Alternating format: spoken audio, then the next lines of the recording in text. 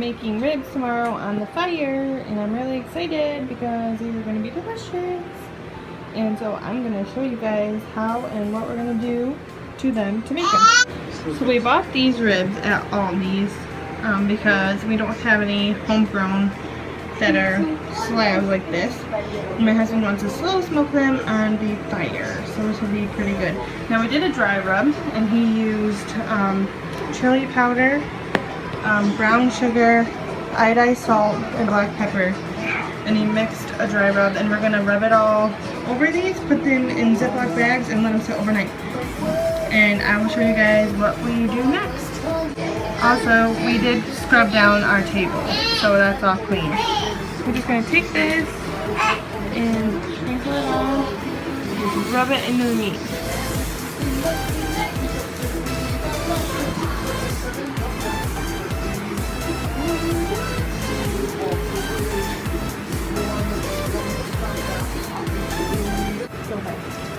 Alright, try to peel the membrane off the back of your ribs, because that'll keep the seasoning from sinking into the meat. And it comes off just like that. And that's what you got.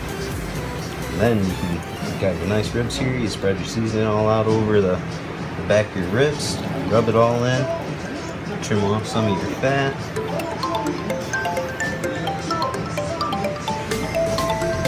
Get it all nice, get it ready to roll. You do our dry rub. All it is some brown sugar, some iodized salt, some chili powder, and some black pepper. And you just kind of mix it up to whatever you think looks good. We didn't measure enough. And it'll turn into kind of a slurry with the juice that's on the meat. Yeah, you just kind of lather on there, then you let it set overnight, let everything soak in there. It's kind of the same principle as like when you're dry curing bacon, but just instead of doing it for a week, you do it overnight, because you're going to put barbecue sauce on these when you're done. And I think that looks pretty good. I don't think there's any membrane really left here. Looks like just a nice layer of fat there. That's all flavored. It'll taste good once you cooked up. Then we're going to let this set overnight. Then we're going to throw her on the wood fire tomorrow morning, cook her up.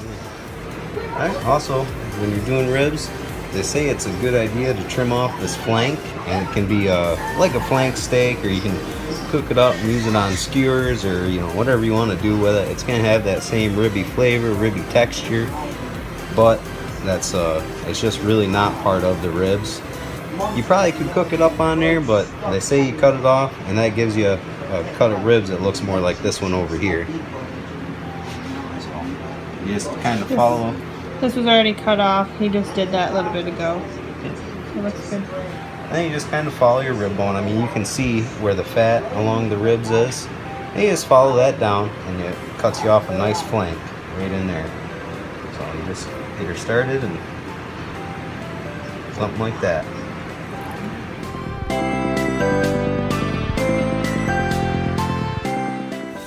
Alright, well, we got our spare ribs cooking here on the wood fire.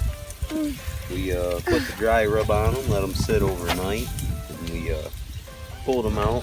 We cooked up our own sauce there, recipe we found online, nothing of our own. It's 2 cups of brown sugar, 2 cups of apple cider vinegar, and 1 cup of just some kind of hot sauce, something you like, and half a cup of molasses. Then you put that all in the saucepan, you bring her to a boil real quick. Then you cool it down and let her simmer and cook down for about an hour. As you cook it down, it'll thicken up and sauce up and start turning out real nice for you. It's a real good sauce. It's probably not for the faint of heart. It's got some zing to it. But yeah, after that we just got our fire going. To build a good cook fire, you stack it high and let it burn down.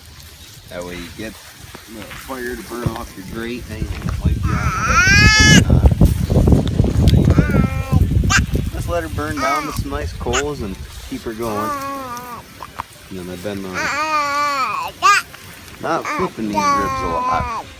Not a lot of flipping. You get them a start on the one side, on your meat side, and then let them do most of their cooking on the bone side and let it cook up through. And that way you can burn your bone side, but your meat side doesn't burn and stays nice and tender and ready to go. So Mark put the ribs on the fire around 11 o'clock, and then he cooked them until probably almost 1. So it was a long, slow cook, but they turned out delicious, and I've never tasted anything so good in my life.